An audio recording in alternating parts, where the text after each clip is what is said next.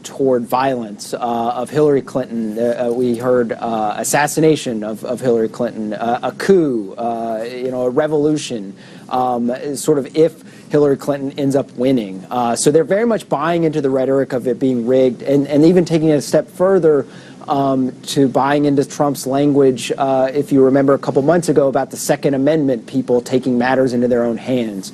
Trump has suggested that Hillary Clinton's Secret Service detail not be armed any longer and see what happens then. So that language is sort of leading at least some of his supporters to sort of engage in some of the violent rhetoric. You know, we actually have a bit of sound that CNN picked up at one of these rallies. It sort of gets to that a little bit. Let's play that right now. I feel like Hillary needs to be taken out. If she gets into government, I'll do everything in my power to take her out of power, which if I have to be a patriot, I will. What does that mean? Take it any way you want to take it. I mean, that sounds like a threat. What do you think a patriot is? Is that a physical threat? I don't know, is it?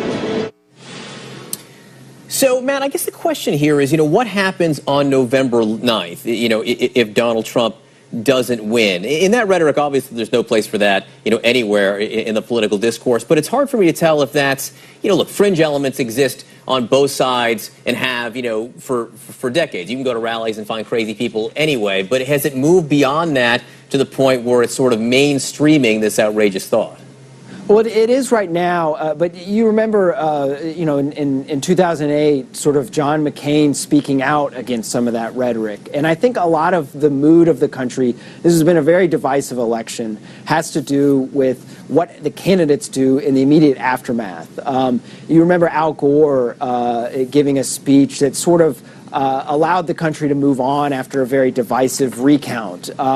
In 2000. 2008, John McCain was very gracious in the aftermath of that election. So I think a lot of this has to do, as you guys mentioned earlier, some Trump supporters would chew glass for him. So what does Donald Trump say if he does end up losing? And does he continue to stoke these fires that a lot of his supporters have? And I think that will go a long way to determining